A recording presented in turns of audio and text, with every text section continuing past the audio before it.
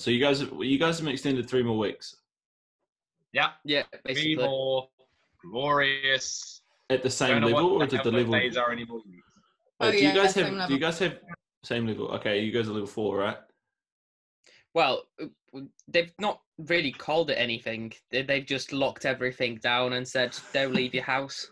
Yeah, we don't have levels. We're not that sophisticated. It's just like, please don't go outside unless it's for your hour exercise. Pubs and restaurants are shut, and you can't get a Chinese takeaway anymore, which annoys me because it's like that's my favourite takeaway. You can get some takeaways, but you have to go up. You can get some takeaways. I know, but I like it delivered. I'm lazy. That's the whole point of a takeaway. I don't want to go get it. I want it to turn up to me. The steakhouse in my town delivers steak to your house, mate. A full steak dinner. Eric, I'm going to point out a flaw with this. Go on. You live like 1,000 miles away from me. I'd have to order it today for it to turn up when I want it. Kind of just want my Chinese round the road to deliver to me. I don't want. No, I'm just saying. Steak from Leeds, lad. I don't need steak from Leeds. Right? I don't need it from Leeds, lad. I want my Chinese round the corner. Okay, so it's so weird the fact that you're like, I still don't understand how not every country that's really like locked down has the same levels and same requirements. I just feel like if they were all universal, it would kind of I don't know. What I saw earlier, I saw this video that was like pointing out that all the countries that are run by a woman had lower death tolls. So New Zealand was in it as well. Yeah, but you've got to put it in comparison. Like if we lose 100 people, comparison to how big we are, that's like losing like 5,000. That's basically 6,000. the whole population. Yeah, pretty much. That's like one of the islands locked out. Everyone's saying America is like the worst, which technically, looking at the numbers, they are. But looking at the size of the country is different. We're not that far behind death numbers, and look how much smaller we are. Yeah. The trouble is, though, it's because ours are quite spread out across the country. It's because New York's just basically falling apart. It's like World War Z in New York at the moment, and it's pretty much foobarred.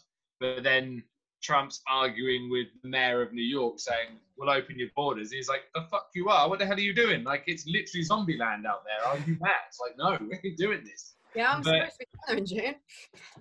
Yeah, but it's because if the world was as utopian and used common sense like we'd all like it to, like we would all use, then yes, everybody would go, right, we are going to do level 1, level 2, level 3. But of course you can't have that, because I'll be damned if I as an Englishman will be doing the same thing as those bloody French, I'll tell you right now. Didn't spend 100 years war with those bastards to do the same as them. You're like, oh my God, just fall in line, people. Come on. It's like, it's a global pandemic. It's not like the French made it and now they're burning sheep in sacrifice or something.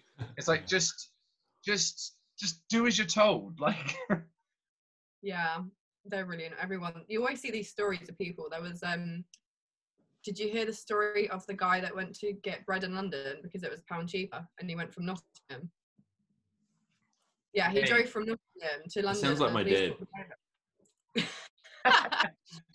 Despite the fact it cost him 20 quid in fuel, that bread was £1 bloody cheaper. Exactly. And it's like, when I went to London, it was like, it's £1 cheaper. And you're like, how have you worked this out in terms of petrol and bread? And people are just retarded. And then like there's this thing where this family went from London to Cornwall for Easter weekend, and they went overnight so they wouldn't get caught, but the police were literally waiting for them as soon as they got there, and they had to drive straight back. Like, it's quite funny to me that people don't think that, they think they'll just drive through the night and they'll get away from it, but they're so empty on the motorways that it's going to be so obvious if they see a car just going across these. Yeah, there's not a single car on the motorway apart from yours. Exactly. It's like they're being serious. Like, you have to stay in your homes and you cannot leave. Like, this isn't some sort of joke. It's winded me up now. So on a positive note, have you seen our kid Tom doing that 100 Tom, that's laps? Huh? Our kid Tom, that's such a northern thing to say. Doing 100 laps round his garden, like getting so money for charity for NHS. 12 mil. I know. 12 mil. I'm gonna be the grumpy old man in the room for this, because not because I think it's an unreal achievement. Like if Sir Major, whatever his name is, needed a kidney from me right now, he could have it because of his effort. He could have, I'll put that on air right now. Old Tommy boy needs one of my organs, he can fucking have it. But the thing that pisses me off the most about this is it should not take a 100-year-old man to walk around his fucking house to raise the kind of money that the government should have put in. It should not have taken him to go, you know what, I want to raise some money, NHS, because the government's doing fuck all about it and not paying nurses and everything else. And all of a sudden, we can find, the public will have to find £12 million to fund it, but the government can't do it, but they get 10 grand each in expenses. You're like, no, I'm sorry, but as much as this is a wonderful feel-good story about the perseverance of human nature and how we'll come together, it shouldn't have come to that. He shouldn't have even had to think that it was his job to do that. I love that he's done it, but like, it's just infuriating, and it's such a fucking egg wash over the shit show that this is. Oh, and it was, but you made the perfect point. It is a feel-good story, and everyone's going to go, oh, well done, our kid, Tom. Well done, our kid. A great job, our kid, Tom. And it's like, no, it shouldn't be well done, our kid, Tom. It is on that one side, but the other side is like, why the hell did you have to make the 12 million? Why could the government could have not just turned around and gone, you know what, right now, nothing else is more important, like it shouldn't have been anyway, for the last 10 years, to bring this up to speed in case this happened, and it's taken an old man to walk around his fucking house to make some money, and it's just bullshit like that. Like, this is what's starting to get to me now. I'm getting a bit stir crazy with all this shit, because it's like, there's all these feel good stories popping up. Great, fantastic, fine. And then you get twat bags at the side because they don't like living in a city now. They want to go fuck off down to the coast. You're like, nah, mate, stay where the fuck you are. You chose concrete prison, deal with it. And it's like, all this stupid stuff is coming on. And it's like, this is why we've got another 3 weeks. This is why shit's not getting done, because we wouldn't have to stay inside if the NHS could handle it, which it could have done if we had all, like, it makes me laugh how you can't find money to pay nurses and find beds any other time, yet we can build a super hospital in fucking a football in the O2 Arena or whatever. You can build a super hospital overnight with 40,000 beds. Well, hang on a fucking minute. If you had the money for that, then you should have put it there in the first place, and we wouldn't be in this problem, and we could all go outside and carry on with our lives. So yeah, we get off the soapbox now, but it just boils my piss. Yeah, well, I just saw a hospital has got like 2 days left of PPE, and that's it. They haven't got anything left. Like the nurses and doctors are having to buy their own masks and gowns and stuff because the hospital just don't have it anymore. Yeah, I've got a couple of friends that are nurses locally, and they're like, I've had to treat X amount of people with no PPE because you don't have it.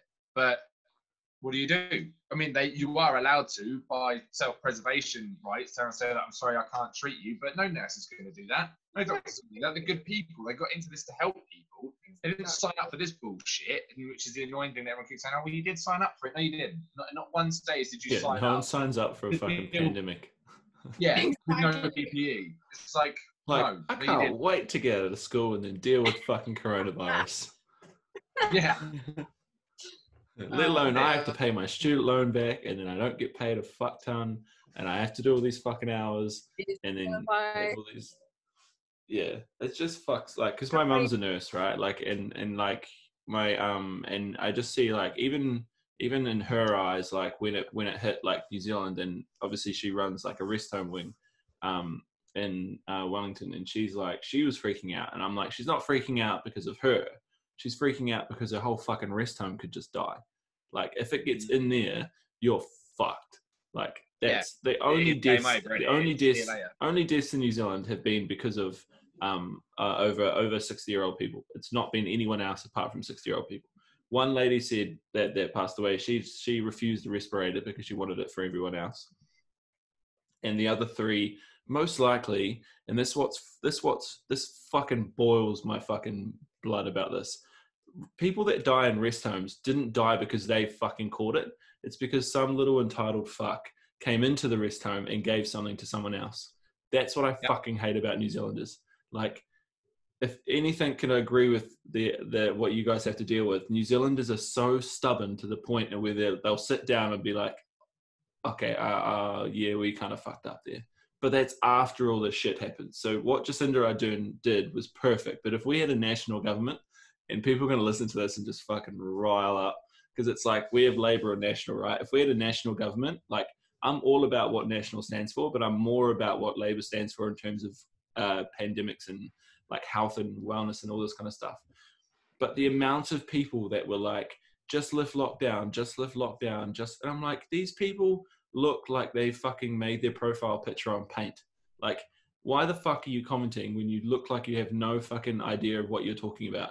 They're the same fucking people that give their dog parvo because they can't sit inside and they want to go walk their dog. Like, the amount of people in the Hutt region where I live that have given their dogs parvo are the fucking reason why none of those people could have an opinion when it comes to a pandemic. Like, it's so, like, I've had to sit there and look at all this stupid social media and all these posts about all this crap, but like no one actually does anything to contribute to it, but then also judges everyone that is contributing to it. Like, yeah, when I did that NHS thing on my story, like I ran 5K because I run 5K every day anyway, but it just so happened that like, you guys were doing like a NHS thing, and I'm like, sweet. And then people were like, oh, why didn't you do it for the nurses in New Zealand? I'm like, I pay tax. It's the same fucking thing. Do you want me to like? Yeah. There's no charity because our government actually looks after our fucking staff. Your government, for some reason, doesn't. So I'm like, well, that £10 can go to. I mean, that $10 can go to you guys for sure. Exactly. The whole thing is though, like the NHS. It's funny because it's at one stage it was vital and it made sense because it kept the workforce alive because we all worked in factories. And now it doesn't make money anymore because it doesn't pay to keep people alive. And it sounds really fucking stupid to say that, but it doesn't, because you can automate 80% of the workforce now. So if the workforce, doesn't survive or can't stay healthy and man things, it doesn't matter because you've got automation to do it. And that's the trouble. This is the problem with obviously you have Nationals and Labour, we have Labour, Conservatives, and some smaller parties that unfortunately don't quite get their shit together enough to do anything. And it's like the NHS is never going to make money because it won't. But it's the greatest thing we made by British common law, which everybody uses now, is an NHS where it's free to the point of service because everybody pays in. And it's like, but the point is the person at the top who sees where the money should go and can afford to or not do it. Or at the end of the day, I mean, it's so funny. Everyone's like, oh, Boris Johnson took one for the team. No, he fucking didn't. He fucking didn't. He caught coronavirus. He didn't stand in front of a bullet. It wasn't like someone sneezed and he went, step aside, madam, I'll take that sputum. No, he didn't. He went round shaking hands when he shouldn't have done. And he was unlucky. Like, don't get me wrong, I wouldn't wish it on anybody, and he looked awful for it. But he's not a hero for getting coronavirus. He didn't tactfully do it to take one for the team, and if he did, he's a fucking idiot because it put more strain on the NHS. It's like, dude, then why? You have the opposite of people saying that they wish he died from it and they were pleased he got it. So there's like complete opposites. Like, don't get me wrong, like it's so far to go to the point where you're like, I wish someone died. Like, I feel like people say that. But I'm like, do you actually realize, like, I feel like when you put stuff on social media, and this is like, if you're listening to this podcast, you've got to really be careful about the fact that social media doesn't delete things, right? Like, and people can see a lot of things, right? Like, you post things on Facebook, you post things on Instagram, you post things on stories, you just have a bad moment. That's another person on the end of the fucking phone, or that's another person on the end of the fucking Facebook message. And just because you're all high and mighty sitting on your couch doing fuck all in lockdown, doesn't mean that you can just biff out your opinion to someone else because they might not be coping as well as you. And there's so much stress and so much anxiety in the world right now that I think if more people understood where things were coming from and just didn't give their life opinion on every single thing and just kind of kept things to themselves, they would understand that a lot of people are getting affected and or getting depressed because of the fact that they're seeing so much negativity and also negativity towards themselves. Like, people just won't post anything because those people that are so like keyboard warriors are going to sit there and say, oh, I have 7 different opinions, but I still won't do anything about it, and I'll still live off the wage of other people paying taxes. So it's kind of like, you've also got to realize that there's so many people, and especially bigger, like me being in New Zealand, like I don't comment on anything purely because we've had 4 deaths. We've had like $1.2 billion bailout for pretty much everyone in New Zealand. Like there's so many shittier things in the world, especially like over you guys' end.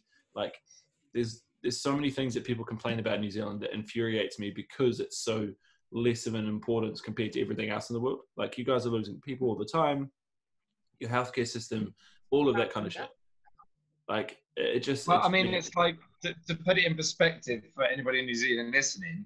Your entire, and I don't even mean just the ruling party, quote unquote ruling, the entire government of New Zealand took a 20% pay cut across the board. Even people that didn't like Jacinda were like, you know what, that's actually a pretty banging idea. We'll get on that. And in England, instead of going, oh, you know what, we should probably put some money into help these nurses, when the question was brought up in a conference, isn't this time to discuss nurses' pay rise? Oh, no, this is not the time to do that. Definitely not the time to do that. By the way, we're going to give every MP in the country, an extra 10 grand in expenses so they can set up their offices from home because they've had to just go home all of a sudden to their own homes, leave their second homes, go to their own homes and set up office. Dear Lord, however will you cope? Well, fuck me, mate. So did everybody else. Get over it. Well, I'm expecting like a tripod, like a ring light now for all their meetings, like 10 grand. Yeah, I mean, like, that's it. Every MP's social media is going to be lit about now. Like, webcams, fucking backlights, the old lights that don't shine directly in front of you, they're back shot in and like. They better be on TikTok soon. Yeah. Yeah. Or my local MP on TikTok making some mad fucking videos. Yeah, blinding light dance. You guys are in lockdown for 3 weeks. We find out on Monday what we are, but apparently we probably will go down to level 3. But then level 3 is you can extend your bubble, but you still have to be 2 meters away from people. And what's the other stuff? So you can travel once, but only in one direction, and you can't come back. So if I want to go somewhere, I can go there, and then I can't leave. I still can't. I don't think we can fly yet. I don't think we can travel yet. But again, it could be on Monday and they could just say 2 more weeks, which I think like it's very 50-50 because it's like, well, do you eradicate the whole thing completely and just lock them down for 2 more weeks? But then the problem is I don't think, there's so many people that sit there and say, I don't think our economy is going to make it or all this other stuff. I'm like, I think that's the least of our worries. Like if it gets out again, it's got the reverse curve, like meaning that we go all the way down and then we let everything go loose in like level 3 and then level 2, and then all of a sudden it comes back. That could be our England or our USA kind of thing. So yeah, I very much, and this is what I mean. I think so many people have proven how short their foresight is. Like they're like, oh, I need to go back. I need to short term like my business and all this other stuff. And I'm like, I understand that, but like your business will still suffer even if you went back and then opened for trading if this comes back, and there won't be money this time. And this is what I keep telling people. I'm like, a government can't keep spending billions of dollars to bail out people because of your business and your kind of problem. And like I saw in the comments and all this stuff, how they wanted to open butcheries, and they're like, why can't we open butcheries if we're open restaurants? And I'm like, are you fucking stupid? How the fuck did the virus get out the first time? Like I just don't. I understand butcheries have all the protocols and all this other stuff, and I'm sure a few people will fucking listen to this and go off. But like, what you've got to realize is that it's like there's certain reasons why certain things can't open, and some things may never open again. But that doesn't mean that your business or your income is going to stop. Like we're supposed to have 12 jobs in our lifetime. Like 12 jobs doesn't mean 12 different careers. It's different versions of the same job, right? Like, if you have a store and you're worried about it not opening up, you're smart enough and strong enough to come up with another idea. Just run with it and go with it. The same reason why you came up with the first idea. What's your pain? How can you take someone away from pain and towards pleasure? And what gets you up in the morning and gets you going? This may be the kick in the ass that a lot of people need. But I very much think it's like, it's a serious thing, because it's like, remember, we're not going to be on the planet forever. It's also like, I mean, I don't have kids, but I'm talking about like, this isn't just our world anymore. It's like there's younger generations that are going to be there for a lot longer than we are. It's like, imagine them being like, well, fuck, those adults just ruined our world for us. Like, you know, there may not be that system anymore that we had as children and we had growing up. So if anything, it's kind of like, I feel like the lockdown is having an impact on people, but it's also, I think a lot of people are sitting there and saying, well, what are we supposed to do? But it's like, well, what have you wanted to do your whole life and never had time to do it? And we've always had this talk about how you should be, you know, like we've had this talk about how you should be doing certain things at certain times. It's not about that. It's just about, well, you guys have got 3 weeks. That's not changing anytime soon. So what can we change to make it better for ourselves? And also realize that, you know, in 2, 3, 4 months time, when you guys are back at work and doing everything like that, you're going to wish that 3 weeks is probably back here. So like, instead of looking at, and I'm super a person like this, I'm like, I never look at something as negative as it sounds. There's some sort of positive no matter what. Like, you know, whatever you can possibly do, whether it's like catch it, you know, whatever you need to do, just do it and just own it in that point of view. And don't look for other people to get justification, because everyone's going through the same thing. It's like when you're in an exam and you're like, everyone's sitting down for the same exam and you look over your shoulder and see if anyone else has started because you don't want to be the first person. Like, I feel like a lot of people are doing that and being like, oh, I'll just wait for someone else to do something so I can kind of copy them or whatever we need to do. Like, there's no right or wrong thing to do in lockdown. And this is what I think people need to maybe hear as well. There's no protocol for something that hasn't existed before. Right? If this pops up again and, you know, children and stuff like that are going to become adults and have that problem again, then there may be protocol for it. But there's nothing in the rule book to say you can't do what you want to do in lockdown. Just stay the fuck inside. That's all you have to do. Yeah. Like, go out once, stay inside. Yeah. It's like me and Alex spoke about this, didn't we, on our live, and we were saying like, if your greatest achievement, if this is really hitting you hard, I mean, the thing is, if you're furloughed, you've actually got a pretty decent run of it, really, because, you know, you're getting paid to stay at home, basically. But for instance, if this has hit you hard, you live on your own, you're isolated, and it is absolutely awful, especially if you're not confident being left alone with your own thoughts anyway. If getting up and having a shower is the greatest achievement you can manage today, great, own it, fine. I think, like you said, Matt, I mean, for me, being a dad, I'm very stoic in my approach. I'm like, do I have time to melt down about this? No, because I've got people that literally depend on me to get up and do shit.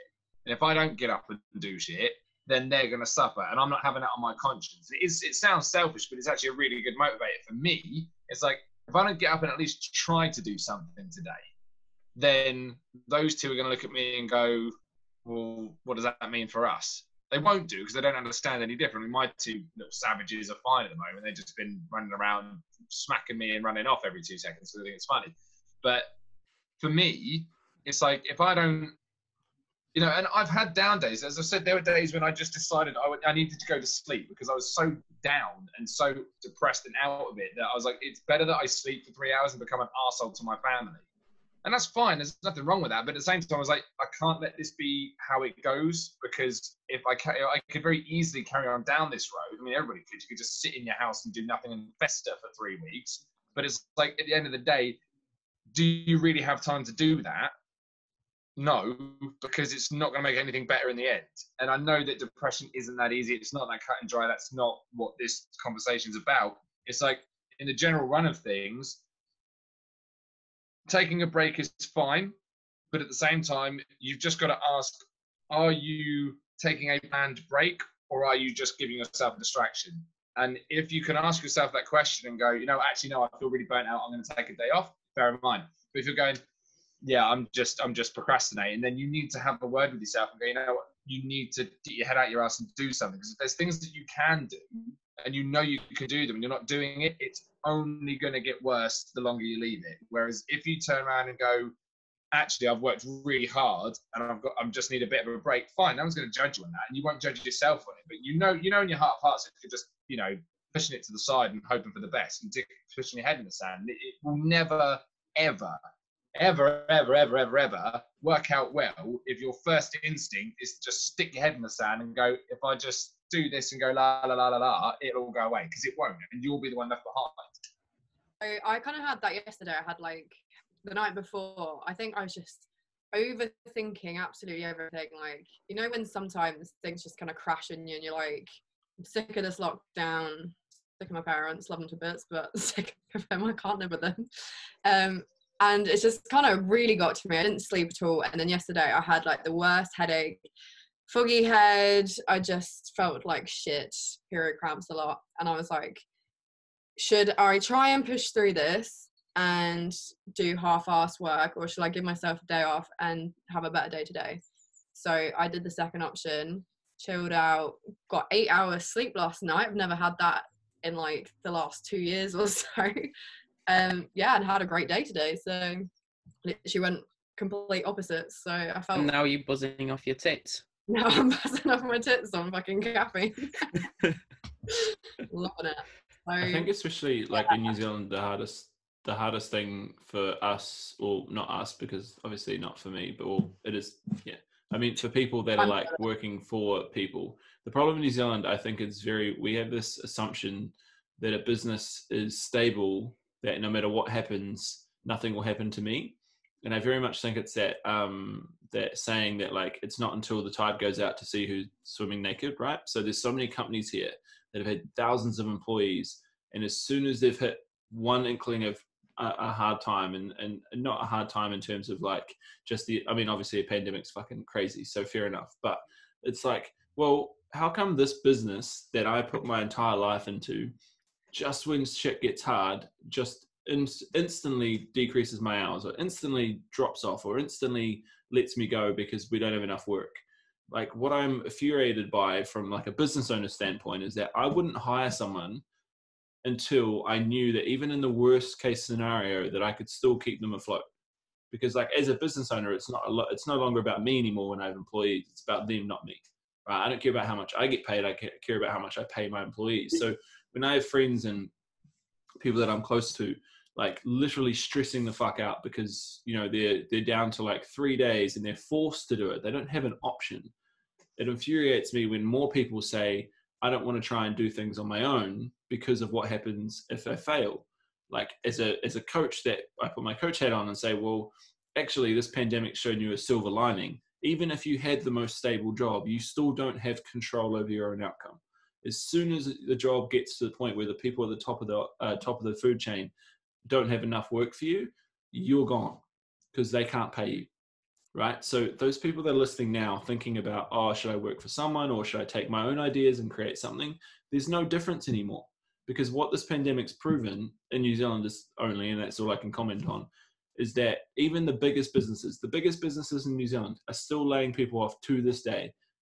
Even if we go to lockdown for like level 2, because of the fact that they can't survive because their model didn't even work. So if you're looking at big businesses and saying, well, I don't know if my model is going to work online or my model is going to work for myself, you've got to look at it and say, well, if these models aren't working, I've got a good chance of just doing whatever I want to do, because even worst case scenario, it can't end as bad as that did anyway. Like I literally have friends and people freaking out because their days just got half to 3 days instead of 7 or 5 or 6. And it's like I sit there and I remember when I was starting my businesses, my personal training, my online coaching, and my consulting as well. And I always used to get to the point where I was like, holy crap, like imagine if all my clients just, you know, I woke up one day and my clients were gone. But I've probably got the same feeling as everyone else has got now, but I'm used to it. And this is the hardest thing for a lot of New Zealanders, is that they used to have all this security, but realistically, like what I've been saying for so long, even if you're in a job, it's controlled by someone else. And as soon as you let someone else control your outcome, you're no longer in the driving seat. It's like when you offload things in your business to someone else, it's like, well, you've got to understand that now you're giving someone else the key to your own home. If you're okay with that and you understand the responsibilities of that, and if that person falls over, you've got to take responsibility for that as well, then that's super important to do as well. Because I've done that as well. I've given my key to a lot of different people and I've been let down a lot of different times. But I've never got to the point where I'm going to hire someone if I can't pay them before paying myself, if that makes sense. Right? Like, and it's I know it's a very small-minded consideration, and I'm sure people listening to this will have a different opinion, but I just look at big businesses and it just looks to the point where like They're focused on the income and didn't focus on the, like, they should realistically have a short-term fallback plan for this. Like, I know you're not getting any income coming in and businesses aren't getting work, but if, you know, there's surely different scenarios that you would have had in your head about what you could do differently. Like, I just don't understand how someone can then get forced to go down to 3 hours when legally they didn't even sign anything that could happen. And my question for, like, my friends and family, like my loved ones and stuff like that, I'm like, well, where does it say that's even possible? And when they go back to normality, are they going to use that as a scapegoat and keep you at those same hours? Like, that's the stresses. And this is why this is why I don't comment on many things, because I would never comment on something that I haven't faced in my lifetime. And it's like, you know, and you guys obviously work for yourselves and stuff like that, and you know the stresses that come with that. But I don't think there's ever going to be a bigger stressor in my life than what those guys are going through and what these people may be listening to. The fact that you could wake up one day and then get told what you have to do. Like, yes, my clients could leave, and yes, I may not have leads, or yes, my ads might not be converting, but none of that stresses me out as much as it would if I got a text from someone saying, or a message or an email saying, hey guys, we're going down to three days a week. Sorry, we don't have enough work. Like, you had zero input on that. Yeah, that literally happened today with my client. They got a message from the CEO of the company saying, we might have to furlough some of you. We might have to make some of you redundant, but they don't have any money to pay the redundancies off. And some of you might have to take a voluntary pay cut for a short period of time to keep the business afloat. So they're trying to do their best. They're like, look, we're not getting any money coming in. We don't want to fire you, but you're going to have to take a voluntary pay cut. But it's completely out of their control. And the other funny thing that happened today was the owner of my gym that I work at asked me to go on a call today to ask him about the stuff that I've been doing with Matt and you guys, because he was like, I love my gyms, like they're always going to be there. But he said something like this has made me really realise that it's just a building and somebody else has the ability to close my building. Yeah, that's true. I swear to God, like, I'm I not said going to say I've been saying this for 5 years, but I've been saying this for 5 years. Yeah, and I said to him, I was like, you know, the thing is, he's got a really good model, like because he and I, you know, as an employer, the first thing he said was, if I need to take out financial aid to keep his business afloat, I'm taking out extra to make sure every one of my employees stays afloat. He's very good like that, and you know, he was always his first priority has always been, how are you guys doing? He goes, it's not about me anymore. This business, I'm in charge of you guys as well, whether or not you are self-employed or not. He's always made that point. But he said today, he goes, I've just realised that I need something just to protect me even on the side. He goes, you know, he owns 2 gyms. His outgoings on rent on those 2 gyms are 50 grand a month. You know, he's got to find that before anything else. And he said, like, now obviously that this has happened, that it's shut down, he's just like, I just need something that I can have set in the back burner, even if it doesn't grow to anything massive, because as you say, it's never in your control, really. If you're building up to that, this is funny because somebody said to me not long before this all happened, oh, you know, man, I could see you running your own gym and stuff. And I said, it doesn't appeal to me. You know, why? I said, because I'm tied to a building. I said, I wouldn't want to do that. And lo and behold, if I had done that, government shuts my building down, I've got nothing. I've got nothing. Everything's tied into a building that I now can't use. It's like... Exactly. So all the airline industries, Virgin told how, like, thousands of staff, can you have 8 weeks no pay and just come back afterwards like everything's fucking normal? It's like that's what blows my mind.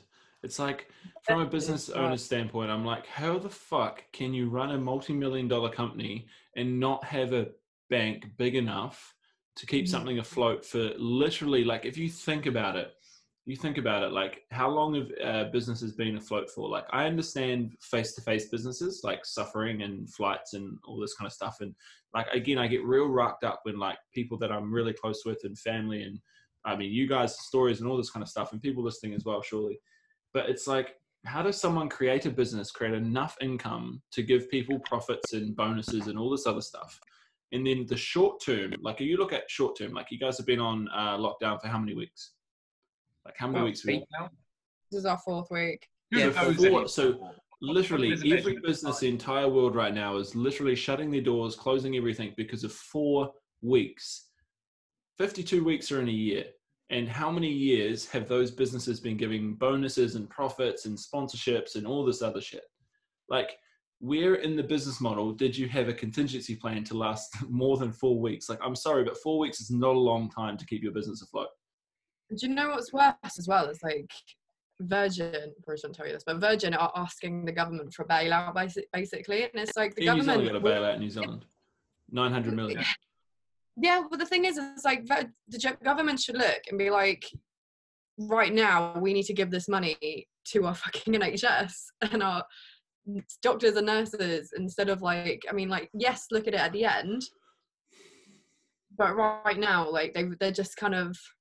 The trouble is from a business perspective, if they're I get it, because he could fork out of his own pocket, but yeah, is he going to do that? No. But the way that he looks at it is, and it is true, because this is what they're worried about with the depression side of things, is that if there's no big businesses at the top, the businesses that they provide and everything that drops down out of them falls apart. But it also works in reverse. If the small businesses close, the suppliers close. If the suppliers close, the bigger businesses in front of them close, and it works its way back up. And it's the thing. The infuriating thing is that half of the interest that Mr. Branson gets on his earnings would cover his entire team for those 8 weeks, and that's out of interest when he hasn't even earned. And the other thing is the ongoing joke that Mr. Branson has always said is, how do you turn a billionaire into a millionaire? By an airline, because they lose money like left, right, and centre. But that's his joke, and he knows it. And this is the thing, like, it's a shitty thing to do, and I'm not condoning it at all. But it's so hard when you only know so much. And like, as we were saying before about people going, oh well, I'm going out, whatever. It's because there's no transparency. If you look at the countries that have done the best, New Zealand, South Korea fucking blew it out the park, Taiwan, all this stuff. The first thing they did was be completely honest and go, right, this is what's happening. This is what you're going to do. This is how it's all going to work. And everyone went, for the most part, okay, great, fantastic. I'd love to know what North Korea is doing. You've seen all those jokes. It's just someone's got like coronavirus, like bang, just he's gone now. We still have 0. We're not laughing at people dying, but it's just North Korea. I mean, in the nicest possible way, with the atrocities of North Korea, it's kind of like it's hard to tell what they were dying of in the first place. The death squads, the famine, the coronavirus, who knows, really. But yeah, I mean, it's like... yeah, you could go. Yeah, it's just like... The reason I think over here, especially, everyone's going a little bit nuts and starting to fuck up and do this dumb shit stuff is because, like, there's no end in sight. It's like, oh, it might be another 3 weeks. It might be this. It might be that. It's like, no, don't give us a might be. Just say, you're now locked down for another 3 weeks and we're going to review it depending on the numbers. And then you can go, right, well, the numbers are determined on whether we stay inside. So the logical correlation is if we basically can't go out until the numbers get better, but by staying inside makes the numbers better, and we need to get the numbers better over 3 weeks because that's the next block, people go, oh, okay. But if it's like, well, it's probably going to be another 3 weeks, it could be longer, you think, fucking hell, mate, how long is this going to go on for? Like, what am I doing? Like, people like definitives, don't they? And that's the problem. Like, and you're right, it's a very small time scale and things. And the reason I'm not panicking, it sounds, stupid to say, but I have had that scenario where all my clients fucked off 3 times. Because I made the wrong client choice. It was the wrong time of year. I put all of my eggs in one basket. I have lived this fucking shit show 3 times already. It wasn't even a pandemic. As I said, when I was undercharging and I was on a very fine margin, and you lose £600 in a day because 2 people decide not to renew and 1 person doesn't sign up, your world comes crashing down. Especially when you've got kids and rent and shit to pay. And I was like, what the fuck do I do? You get on with it. You go, is panicking going to put food on my baby's table? No, it really fucking isn't. So I've got to find something out now. And that's all there is to it, which is why it's hard when you see people not panicking and hard when you see people losing their shit. Because if you've already been through it, you can go, all right, look, there is a solution. And if you've never been through it, this is the worst thing that ever fucking happened to you. So you're kind of damned if you do, damned if you don't. But in my case, I've done this 3 times. I've sat there in the office in the gym with my head in my hands, pretty much crying my eyes out, thinking this industry is going to snap me in half soon. But every single time, it's like, no, there's got to be a way out of it because other people are making money out of it. So other people are making this work. There's clearly a way of doing it. I've just got to find it. So, do you know what's funny? The last 7 years, so 7 years I've been qualified as massage therapist, 5 years for PT. I feel like I have been fighting every single fucking day since I qualified to stay afloat and to pay my bills. And now, out of all the times, is the time that I've actually started to do better, because even though this all happened, I was like, do you know what? I'm just going to keep to the plan. I'm going to keep putting this money in, and it's kind of going all right. And I didn't panic. I could have been like, I need to keep this money. I was like, no, I'm going to keep to the plan. I'm not going to panic. And now I'm doing great. And I feel like I'm putting good content out now and all that kind of stuff. So I think it depends, like, how you react to the situation and think about it logically in a way. And with the government giving help in terms of mortgage holidays and stuff like that, like, majority of people are still getting money, some sort of money from the government, bailout, the self-employment stuff. Like, maybe you should just kind of throw yourself into it.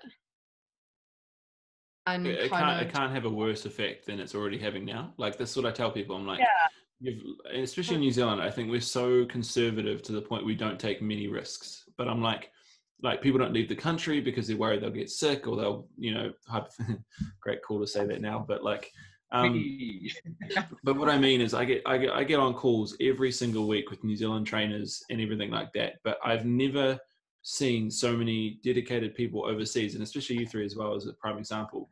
There's never a point in which you guys say, okay, no, I'm going to, this is too much.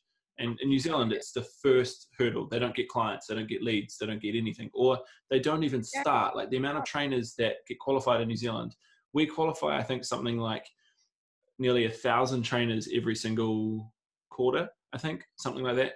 1,000 new trainers go into the industry every quarter. And out of those trainers, 80% fail. And it's not because they're not good enough.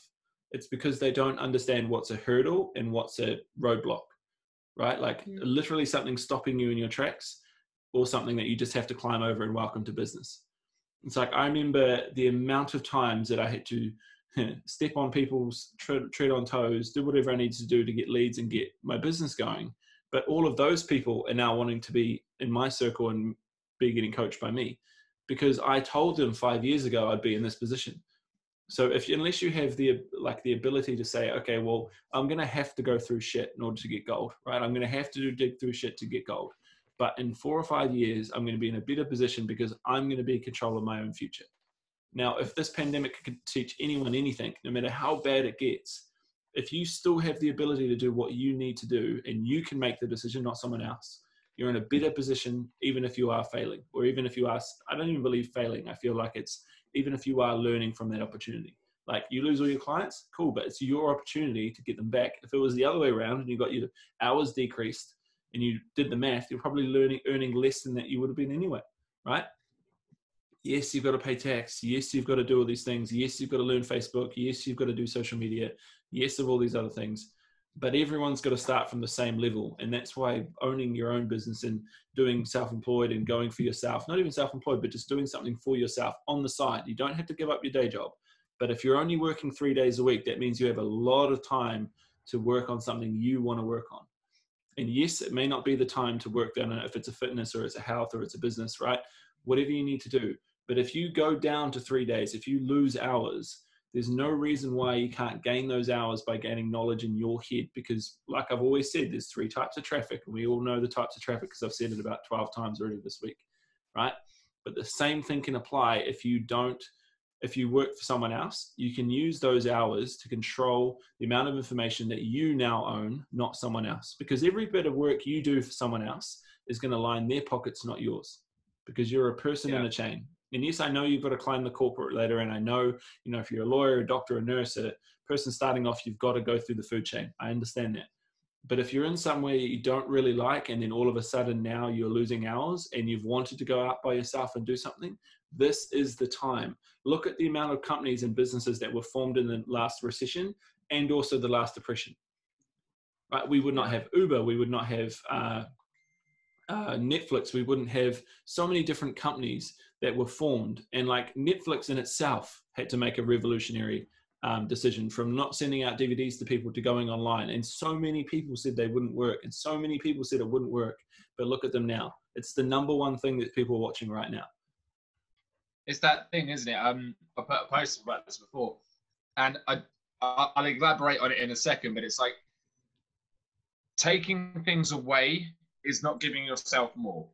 And our instant reaction is to scale back. Scaling back is not giving yourself more. Like, the reason I think the three of us in regards to you have done okay, and the advice I would give to somebody is, by all means, take out unnecessary expenditure, right? So maybe you don't need 2 streaming services. Maybe you don't need that subscription. Maybe you don't need X, Y, Z. You tighten your belt where it needs to be tightened. But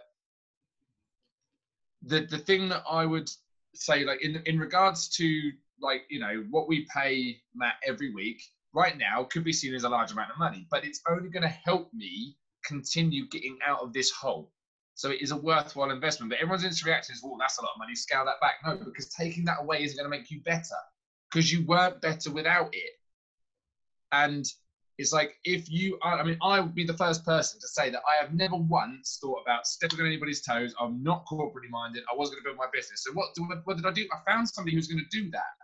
I'm not now going to take that out of my circle, because I'm going to go back to being the guy that couldn't do the things that I can do now with Matt's tutelage or ex-person's tutelage, because I just couldn't do it beforehand. It doesn't make sense to just strip everything back when you panic because you think you're going to save yourself.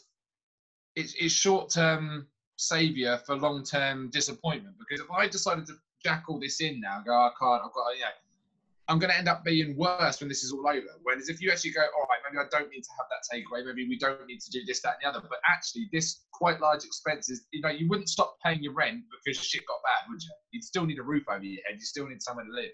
So if you are worried about things, or more importantly in this time, you can fiddle where your disposable income goes, invest it in something, and do your research, but invest in something that's going to help you dig yourself out of a hole, rather than just decide you're going to sit in it and go, well, I might as well sit here with loads of shiny pebbles, rather than going, well, if I put those pebbles into the wall and I can climb out on it, I won't have them at the end of it, but I'll be better off than when I started. And it's hard, and it's knowing that not everything needs to be scaled back, and by doing so, you're not actually helping yourself sometimes. To just pull the rug out from underneath your feet and go, well, screw it.